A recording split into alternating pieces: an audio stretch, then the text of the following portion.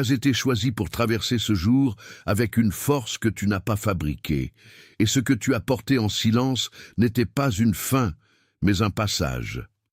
Quand la pression monte sans prévenir, quand la pièce semble calme, mais que ton cœur bat comme s'il attendait un verdict, tu n'es pas en train de te perdre.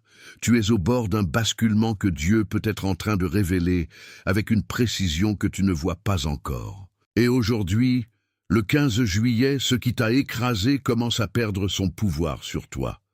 Tu as connu des matins où le simple fait d'ouvrir les yeux ressemblait déjà à un combat, et des soirs où ta fatigue avait le goût métallique d'une longue attente. Peut-être t'es-tu levé dans une chambre ordinaire, avec une fenêtre entrebâillée, un verre d'eau sur la table de nuit, et ce poids invisible posé sur ta poitrine avant même le café. Ton corps a compris avant ton esprit que quelque chose se terminait, car tes épaules n'ont plus accepté la même charge, et ta respiration a commencé à chercher plus d'espace. Ce n'est pas de la faiblesse, c'est du discernement qui s'installe dans la chair. Et quand la chair comprend, l'âme cesse de se laisser tromper par l'ancien récit.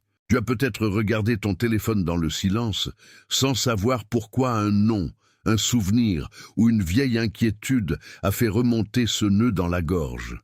Le bruit du monde continue dehors. Les motos passent, les voix montent dans la rue. Les tâches ordinaires attendent. Mais quelque chose en toi refuse de continuer à plier comme avant. Tu sens que ta main devient plus lente, que ton ventre se serre puis se calme, comme si un autre rythme cherchait à prendre la place de la panique. Ce n'est pas un hasard si l'épuisement t'a forcé à regarder autrement.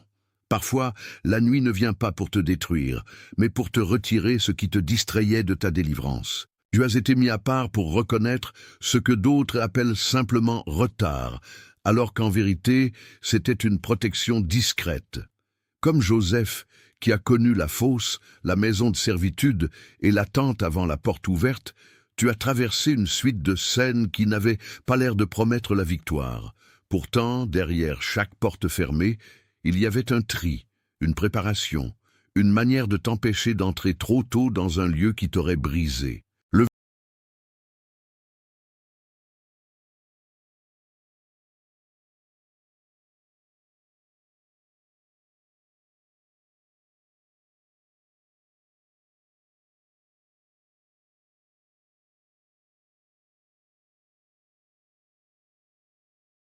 Attention, vous devez vous préparer maintenant. J'ai séparé un matériel pour ceux qui sentent que Dieu parle, mais ne savent pas quand, ni quoi, et vivent dans la peur de manquer le bon moment. Le calendrier secret des élus va vous donner cette clarté. Ce sont 7 secrets du calendrier du ciel, les marques temporelles que Dieu laisse dans la vie de tout élu, pour que vous reconnaissiez les signes, identifiez la saison dans laquelle vous vous trouvez, et voyez la date que Dieu a réservée pour vous avant qu'elle ne passe. Cessez d'appeler coïncidence ce qui est un signe de Dieu. Cessez de vivre selon l'horloge du monde, pendant que le ciel parle dans un autre temps. Cessez d'attendre sans savoir ce que vous attendez. Votre saison est en train de passer, et un élu qui ne reconnaît pas les temps de Dieu arrive non préparé précisément le jour du tournant. Plus de 10 000 élus ont déjà lu les signes et ont eu la conviction qu'ils cherchèrent depuis des années. Ils étaient comme vous. Ils sentaient que Dieu avait quelque chose de prévu, mais ne savaient pas lire les signes. Ils vivaient dans l'attente silencieuse, et ils ont découvert que le jour était déjà dans le calendrier. Il suffisait de le reconnaître. L'offre est ouverte seulement ce mois-ci. Accédez au lien dans le commentaire épinglé maintenant, avant qu'une autre saison de votre faveur ne passe sans que vous vous en rendiez compte. Dieu, toi, aurait voulu une réponse rapide, une preuve immédiate, un soulagement visible. Mais l'œuvre la plus profonde se fait souvent sans applaudissements. Et ce qui semblait te refuser quelque chose, te gardait en réalité pour quelque chose de plus juste. Tu te souviens de ces moments où tu as essayé d'expliquer ta fatigue à quelqu'un sans trouver les mots exacts, parce que ce n'était pas seulement de la fatigue. C'était ce regard fixe dans le miroir de la salle de bain, ces mains immobiles au-dessus du lavabo, cette sensation que ta vie avançait encore pendant que ton intérieur restait assis. Il y avait des journées où tu faisais tout correctement, et pourtant ton cœur disait en silence « Je ne peux plus porter cela de la même façon ». Cette fracture intérieure n'est pas une punition, c'est souvent le lieu où Dieu commence à retirer un poids qui n'a plus sa place. Et quand le poids tombe, tu découvres que ce que tu appelais normal était déjà trop lourd depuis longtemps. Il y a dans ton histoire une résistance qui ne vient pas de l'ennemi seulement, mais aussi de l'habitude, de l'ancien langage que tu as appris pour survivre. Tu as peut-être cru que tenir bon signifiait serrer davantage les dents, alors que la vraie fermeté consiste parfois à laisser tomber ce qui mentait sur toi. Le cœur humain aime les repères, même quand ils blessent, parce qu'ils sont connus. Mais le ciel ne confirme pas toujours ce qui est connu. Le ciel révèle ce qui est vrai. Et la vérité, aujourd'hui, est que ta plus grande épreuve n'était pas destinée à être ton tombeau, mais la dernière pièce de la porte qui se déverrouille.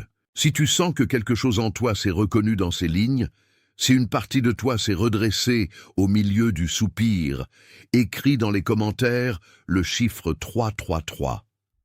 Ce n'est pas un code magique, c'est un signe simple de seuil, comme une pierre posée au bord d'un chemin que tu ne peux plus ignorer. Tes doigts n'ont pas besoin d'expliquer tout le mystère, ils ont seulement besoin de marquer l'instant où tu as su que cela parlait de toi. Écris 333 puis reviens vers moi, parce que ce seuil n'est pas là pour te retenir, il est là pour te faire entrer avec conscience dans ce qui suit. Il y a des jours où le corps parle avant la foi, et où le souffle court dit ce que la bouche n'ose pas avouer. Tu peux être assis dans un bus au bord du lit, ou dans une cuisine encore sombre, et sentir que l'air lui-même demande plus de place pour circuler en toi. C'est là que l'ancien combat essaie de revenir avec sa voix familière, mais il sonne maintenant différemment, comme un vêtement trop petit que tu ne peux plus remettre. Tu n'es plus tenu par la même mesure. Et cela peut faire peur, car grandir spirituellement ressemble souvent à perdre l'ancienne forme avant de recevoir la nouvelle. Tu as été épuisé non parce que tu étais vide, mais parce que tu as porté trop longtemps ce qui n'était pas à toi. Les autres ont peut-être vu ta constance, mais ils n'ont pas vu la bataille dans tes pensées, ni le nombre de fois où tu as voulu abandonner l'idée même d'espérer. Pourtant, quelque chose en toi a continué à répondre, comme une braise cachée sous la cendre. Cette braise n'est pas de l'entêtement, c'est une mémoire de l'appel. Et quand l'appel survit à la pression, c'est souvent que la saison de la rupture avec l'ancien récit est déjà commencée. Tu as peut-être remarqué que certaines conversations ne te nourrissent plus, que certains lieux te laissent plus vide qu'avant, et que certaines promesses sonnent creux dès qu'on les prononce. Ce n'est pas de l'ingratitude de le voir, c'est de la lucidité. Quand un vase est fissuré, il ne peut plus retenir la même eau, et ce qui t'a longtemps maintenu dans la survie commence à fuir par les mêmes endroits. Dieu peut être en train d'ôter la pression d'une identité fatiguée pour t'apprendre une manière plus vraie de vivre. Et ce qui part maintenant n'était pas censé rester. Tu n'as pas besoin de te hâter pour prouver quoi que ce soit, parce que l'urgence est souvent la voix de la peur déguisée en direction. Regarde plutôt le détail discret, le petit changement de posture, la paix qui survient quand personne ne te demande d'expliquer, la respiration qui se pose au moment où tu t'assois enfin. Ces signes sont modestes, mais ils sont réels. Ils ne crient pas, ils confirment. Et la confirmation la plus profonde est souvent celle qui arrive sans bruit, juste assez forte pour te faire comprendre que tu n'as plus à te battre pour rester au même endroit. Si une seule de ces images t'a rejoint, si ton esprit a senti une porte intérieure s'ouvrir pendant que tu lisais, écris dans les commentaires « Uvejo Isso ». Laisse cette phrase devenir ton accord discret avec ce qui s'est montré. Il n'est pas nécessaire de tout comprendre pour reconnaître qu'une vérité t'a trouvé. Écris « Uvejo Isso » puis reviens vers moi, car ce que tu reconnais maintenant ne te laissera plus au même endroit qu'avant. Il y a dans ta route une ligne de séparation que tu ne pouvais pas forcer, seulement traverser avec patience. Tu as voulu parfois courir vers la réponse, mais la réponse t'attendait déjà au bon niveau de maturité, comme une clé posée dans une maison fermée depuis longtemps. Le temps n'était pas ton ennemi, il était l'atelier, et ce que tu appelais retard était peut-être la manière la plus douce de t'empêcher de recevoir trop tôt ce qui aurait été trop lourd pour toi. Tu as connu des journées où la lumière entrait par la fenêtre sans réchauffer vraiment l'intérieur, et des après-midi où tout semblait intact, tandis que quelque chose en toi se déplaçait en silence. C'est ce genre de déplacement qui fatigue le plus, parce qu'il ne se voit pas, mais il réorganise tout. Les mains continuent, le travail continue, les messages continuent, et pourtant, une autre vérité commence à s'installer derrière le front et dans la poitrine.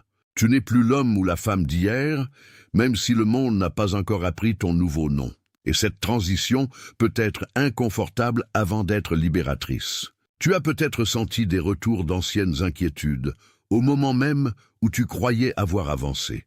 Cela arrive quand une vieille structure perd sa place et se débat pour récupérer ton attention. Mais ce retour n'est pas un échec. C'est souvent le signe que quelque chose de plus solide est en train de prendre forme. Ce qui revient pour faire peur n'a pas forcément le droit de rester. La peur aime les répétitions, mais la révélation les interrompt. Tu n'as pas traversé cette période pour finir plus petit que la version de toi qui a commencé à souffrir. Tu l'as traversée pour être débarrassé de ce qui te faisait croire que l'amour de Dieu dépendait de ta capacité à tout maîtriser. Il y a une différence entre contrôler et garder, entre serrer et confier, entre se défendre et être conduit. Cette différence change un visage, change une nuit, change une manière de parler au réveil. Et lorsque l'intérieur change, l'extérieur finit par porter la trace de ce changement. La phrase que tu répètes dans le secret peut être différente maintenant. Au lieu de dire « Pourquoi moi ?», tu commences peut-être à dire « Qu'est-ce qui est en train d'être retiré de moi ?» Au lieu de demander seulement une issue, tu commences à comprendre que certaines sorties se préparent par des dépouillements. C'est ainsi que l'âme mûrit, non par la vitesse, mais par la clarté. Et la clarté te laisse debout quand tout le reste a fini de jouer son rôle. Tu as peut-être senti le besoin de te taire plus souvent, non par isolement, mais parce que les mots ordinaires ne suffisent plus à porter ce que tu vis. Le silence peut être un espace d'écoute avant d'être une absence. Dans cette écoute, tu découvres que tes os, ta nuque, ta poitrine, ton souffle ont chacun une manière de répondre à la présence de Dieu. Rien de tout cela n'est perdu, c'est même là que le tri commence. Il y a des choses qui ne se débloquent qu'au moment où tu cesses de les traiter comme une urgence humaine. Tu peux les déposer sur la table intérieure comme on pose une assiette après le repas et laisser le temps montrer ce que la pression ne révèle jamais. Le bruit t'a fatigué, mais le calme t'instruit. Et dans ce calme, tu entends une direction plus nette que 1000 explications. Ce que Dieu construit en toi ne dépend pas de la panique. Si ce passage te parle au point de te faire réfléchir à ta propre route, écris dans les commentaires la phrase « Estu pronto ». Laisse-la dire que tu ne résistes plus à la transition, même si elle n'est pas encore confortable. Cette petite confession n'annule pas la peur par magie, mais elle l'empêche de diriger le prochain pas. Écris « Estu pronto », puis reviens vers moi. Ce retour marque le moment où tu acceptes de marcher sans exiger que tout soit déjà visible. Tu as peut-être appris à lire les saisons par les circonstances, mais aujourd'hui, tu les lis davantage par l'état de ton âme. Quand les vieilles garanties deviennent faibles, quand les certitudes humaines sonnent trop courtes, quelque chose de plus profond cherche à se lever. La foi n'est pas un vernis posé sur la fatigue, c'est une manière de traverser la fatigue sans lui donner le dernier mot. Et ce que tu traverses n'est pas une annulation, c'est une purification de regard. Tu as pu croire que la force consistait à ne jamais trembler, alors qu'en vérité, la force la plus stable, c'est reconnaître le tremblement sans s'y soumettre. Il y a une chaise vide, une cuisine en fin d'après-midi, un téléphone posé à l'écran éteint, et toi qui regardes tout cela avec une attention plus lente qu'avant. Cette lenteur n'est pas un retard, c'est une profondeur qui se forme. Le monde veut des réactions, mais ton âme a besoin de racines. Et les racines poussent souvent dans des lieux que personne n'applaudit. Tu as peut-être repensé à des paroles reçues trop vite, à des conseils bien intentionnés, à des solutions qui t'ont demandé de sourire alors que tu avais besoin d'être guéri en profondeur. Certaines réponses soulagent sur le moment et laissent la blessure intacte. D'autres paraissent lentes, mais elles refont l'être humain de l'intérieur. Ce que tu reçois maintenant appartient à cette seconde catégorie. Il travaille en dessous de la surface, là où les mains ne peuvent pas intervenir. Tu n'as pas été oublié dans ce processus. Tu as été accompagné dans une forme que tu n'aimais pas, mais qui préparait ton esprit à supporter la lumière sans te consumer. L'ancienne version de toi cherchait des signes bruyants. La version qui naît en toi apprend à discerner les signes discrets. C'est ainsi que le cœur se remet à voir, et quand il voit, il cesse de confondre le silence avec l'absence. Tu as probablement découvert que certaines fermetures sont moins cruelles qu'elles n'en ont l'air, parce qu'elles protègent une ouverture plus grande que celle que tu voulais forcer. Un couloir fermé n'est pas toujours une condamnation. Parfois c'est une redirection. Une porte qui ne cède pas t'épargne peut-être une chambre trop étroite pour la personne que tu deviens. Cette vérité ne flatte pas l'ego, mais elle console l'esprit. Et le vrai réconfort commence souvent là où la complaisance s'arrête. Le poids que tu portais a peut-être commencé à tomber dans les endroits les plus banals, comme au volant, sous la douche ou en pliant des vêtements. C'est ainsi que les révélations sérieuses arrivent souvent, sans décor spectaculaire. Le souffle change, la mâchoire se desserre, les pensées cessent de courir toutes seules. Alors tu comprends que quelque chose t'a quitté sans bruit. Ce départ silencieux est lui-même une réponse. La saison que tu traverses n'est pas faite pour te laisser dans l'ombre de ce que tu étais, mais pour faire émerger une identité plus vraie. Tu n'as pas besoin de forcer le fruit. Tu as besoin de rester dans la lumière juste assez longtemps pour qu'il mûrisse sans violence. Ce qui grandit vite sans racines se casse vite sous le vent. Ce qui grandit lentement avec Dieu tient quand le vent change. Tu peux remarquer dans cette attente que les distractions perdent un peu de leur charme. Le bavardage extérieur devient plus fatigant, la comparaison devient plus creuse, et la précipitation n'a plus la même autorité sur toi. C'est un bon signe. C'est même une forme de délivrance tranquille, car quand ce qui t'occupait cesse de te gouverner, tu commences enfin à entendre ce qui t'appelle. À ce point, si le retour de la paix t'a touché même légèrement, écris dans les commentaires « Estu desperto ». Dis-le comme une reconnaissance, non comme une performance. Ce n'est pas l'affichage d'une perfection, c'est l'acceptation d'un réveil intérieur. Écris « Estu desperto », puis reviens vers moi. Ce retour t'aide à rester présent à ce qui est en train de s'ouvrir au lieu de retomber dans l'ancien brouillard. Il y a des moments où le réveil ne ressemble pas à un éclat, mais à une lucidité calme qui te surprend au milieu d'une activité ordinaire. Tu peux être en train de préparer un repas, de fermer une porte, de regarder l'heure sur un écran, et soudain, savoir que ta vie ne peut plus se raconter comme avant. Ce savoir n'est pas agressif, il est posé. Il tient dans la poitrine comme une évidence qui n'a plus besoin de crier. Et quand une évidence cesse de crier, c'est qu'elle a trouvé sa place. Tu as été habitué à considérer la douleur comme un message de destruction, mais elle peut aussi être une alarme qui protège. Une alarme ne construit pas la maison, mais elle empêche ce qui la menace de rester caché. De la même façon, certaines douleurs t'ont montré où tu t'abîmais en silence. Cette lucidité est dure, mais elle est bonne. Elle rend impossible le mensonge confortable. Tu as peut-être longtemps pris sur toi pour ne pas déranger, pour ne pas décevoir, pour ne pas paraître fragile devant ceux qui attendèrent de toi une stabilité sans nuance. Pourtant, à force de jouer ce rôle, ton intérieur s'est mis à réclamer un autre langage. Les épaules parlent, le sommeil parle, le souffle parle, les larmes parfois aussi. Rien de tout cela n'est honteux. C'est le corps qui cesse d'être complice d'une survie trop coûteuse. Tu n'as pas besoin d'exagérer ce que tu ressens pour que cela soit vrai. La vérité a déjà assez de poids sans décor supplémentaire. Ce qui est en train de se produire en toi demande de la simplicité, pas de l'emphase.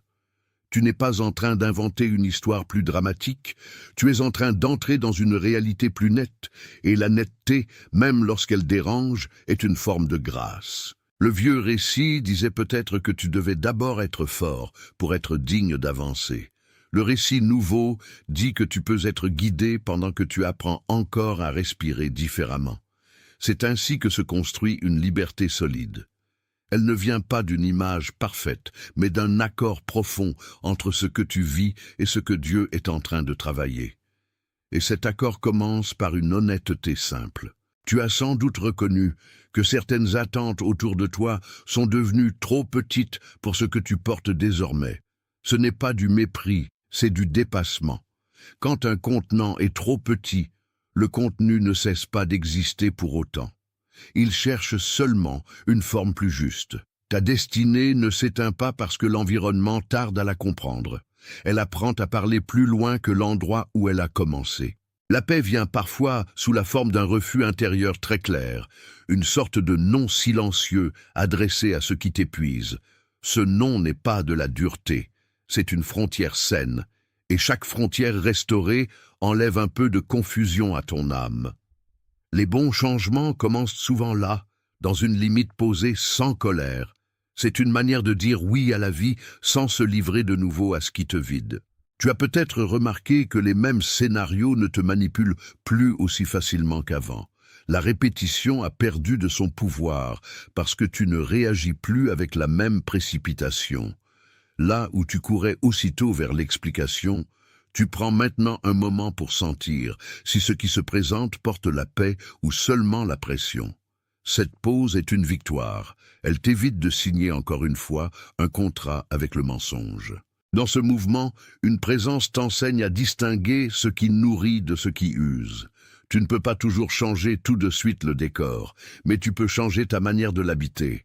Et parfois, ce changement intérieur modifie déjà l'air autour de toi. Les choses n'ont pas encore fini de se transformer, mais leur pouvoir sur toi a déjà commencé à reculer. C'est le signe discret d'une grâce active. Si l'image de cette frontière intérieure a réveillé quelque chose en toi, écris dans les commentaires « Euvejo Isso ». Laisse ces mots dire que tu as compris ce que ton âme essayait d'exprimer. Tu n'as pas besoin d'un long discours pour honorer ce moment. Écris Euvejo Isso, puis reviens vers moi, parce qu'une frontière vue clairement devient plus facile à garder. Il y a dans la patience une force que l'impatience ne reconnaît pas. La patience ne se contente pas d'attendre, elle apprend à lire ce qui se passe pendant l'attente. Dans une chambre silencieuse, devant un évier sur une route familière, dans une file d'attente ou au bord du lit, elle te montre que tout ce qui est lent n'est pas perdu. Elle te révèle aussi que certaines réponses se préparent sans bruit, comme le lever du jour, derrière des rideaux encore fermés. Et cette lenteur-là n'est pas vide, elle est remplie d'orientation. Tu as peut-être cru que si la solution ne venait pas vite, elle ne venait pas du tout. Mais ce que tu traverses aujourd'hui corrige ce réflexe. Les choses les plus importantes ne se plient pas toujours à ta minuterie intérieure. Elles arrivent quand tu es prêt à les recevoir sans les abîmer. Et cette préparation est parfois plus importante que la réponse elle-même. Tu as été conduit à un endroit où le contrôle ne suffit plus, parce que le contrôle t'épuisait autant qu'il t'aidait. C'est un endroit vulnérable, mais c'est aussi un endroit vrai. Quand les stratégies habituelles ne fonctionnent plus, il reste une confiance nue, dépouillée de spectacle. Cette confiance n'est pas aveugle, elle voit assez pour avancer sans posséder tout de suite la carte complète. Tu peux sentir dans ce passage l'appel à faire la paix avec ce qui ne dépend plus de toi. Cette paix ne signifie pas abandonner la responsabilité. Elle signifie cesser de confondre responsabilité et pression incessante. Ce qui t'a été confié n'a pas besoin d'être porté avec angoisse pour être honoré. Il a besoin d'être porté avec vérité, et la vérité soulage plus qu'elle ne condamne. Tu n'es pas en train de perdre ton avenir parce que certaines choses se terminent. Tu es en train de récupérer ta place exacte dans ce qui vient. Ce recadrage peut sembler simple, mais il change tout. Il t'empêche de croire que la fermeture d'une porte définit la valeur de la maison entière. et il t'apprend à voir le commencement caché dans la fin apparente. Ton histoire contient peut-être une fatigue ancienne qui a trop longtemps été appelée normalité. Aujourd'hui, elle est exposée à la lumière pour ce qu'elle est vraiment. La lumière n'humilie pas ce qu'elle montre, elle libère. Ce qui était confus devient lisible, et ce qui était supporté par habitude devient enfin questionné avec sagesse. Cette sagesse est un cadeau. Il est possible que tu ressentes encore l'écho d'une bataille intérieure, comme une pièce dont la porte vient de se fermer pendant que le bruit reste un moment dans les murs. Ne confonds pas cet écho avec un retour en arrière. Certains sons mettent du temps à mourir dans l'air. L'important, c'est que la source a déjà changé, et quand la source change, l'écho finit par s'éteindre. Tu apprends à marcher avec moins de bruit et plus de vérité. C'est une manière de vivre qui ne cherche plus à convaincre à tout prix. Elle se contente de rester fidèle au mouvement intérieur que Dieu est en train d'installer. Cela demande du courage, parce que la fidélité discrète reçoit rarement des applaudissements immédiats, mais elle construit quelque chose qui tient longtemps. Tu as peut-être commencé à remarquer que le corps se détend quand l'âme arrête de se justifier. Il y a un relâchement dans la nuque, dans les mains, dans le ventre, comme si l'être entier soupirait enfin après avoir porté trop de défense. Ce soupir n'est pas une chute, c'est une permission, et parfois la permission de cesser de lutter est la première forme de restauration. Lorsque l'on te regardait autrefois, on pouvait croire que tu tenais par discipline seule. Aujourd'hui, on pourrait voir autre chose, une âme qui apprend à être portée sans honte. Cette différence est immense. Elle transforme la manière dont tu te tiens debout, dont tu réponds, dont tu laisses la vie te toucher, et ce toucher, au fond, est ce qui te remet en vérité. Tu as peut-être attendu un signe spectaculaire, mais la confirmation vient souvent sous forme de paix persistante, de lucidité répétée, de fermeture qui cesse de te blesser autant qu'avant. Ce sont des signes sobres, mais ils construisent une certitude. La certitude n'est pas l'absence de lutte. C'est la présence d'une direction plus forte que la lutte, et cette direction commence à se faire sentir dans ton souffle même. Si cette paix discrète t'a rejoint, écris dans les commentaires la phrase « Est-ce tout acquis ?» Fais-en une manière de demeurer présent à ce qui t'appelle, au lieu de fuir dans l'automatisme. Il suffit parfois de 2 mots pour marquer une disponibilité réelle. Écris « Est-ce tout acquis ?» puis reviens vers moi. Cette présence est plus puissante que la panique. Il y a un moment où la présence devient une décision et non plus seulement une sensation. Tu peux être fatigué, encore incertain, encore en train d'apprendre, et pourtant choisir de rester là où la vérité t'appelle. Cela se passe dans le concret, quand tu éteins une distraction, quand tu reposes le téléphone, quand tu fermes la porte de la comparaison. Ce sont de petites fidélités qui rééduquent l'âme, et l'âme rééduquée supporte mieux la lumière. Tu as peut-être cru que rester fidèle signifiait toujours comprendre, mais parfois rester fidèle signifie simplement ne plus fuir. Quand tu ne fuis plus, tu découvres ce qui vivait sous la surface du bruit. Il y a là de la douleur, oui, mais aussi une intelligence du cœur que tu avais presque oubliée. Cette intelligence sait reconnaître ce qui est vrai, même avant de pouvoir le nommer entièrement. Elle te garde de la précipitation. Tu as traversé assez de confusion pour savoir que toutes les voix ne portent pas la même autorité. Certaines te pressent, d'autres te calment. Certaines t'exposent, d'autres te recentrent. Apprendre à distinguer cela, c'est aussi apprendre à protéger ton appel.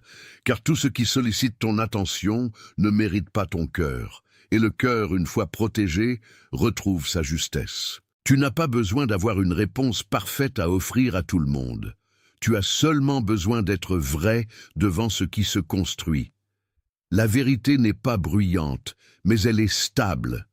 Elle te permet de marcher sans contorsionner ton âme pour correspondre aux attentes autour de toi. C'est une liberté qui se voit dans les détails, dans les silences, dans la façon de respirer avant de répondre. Ce que tu appelles parfois solitude peut être un espace de recentrage. Il y a des heures où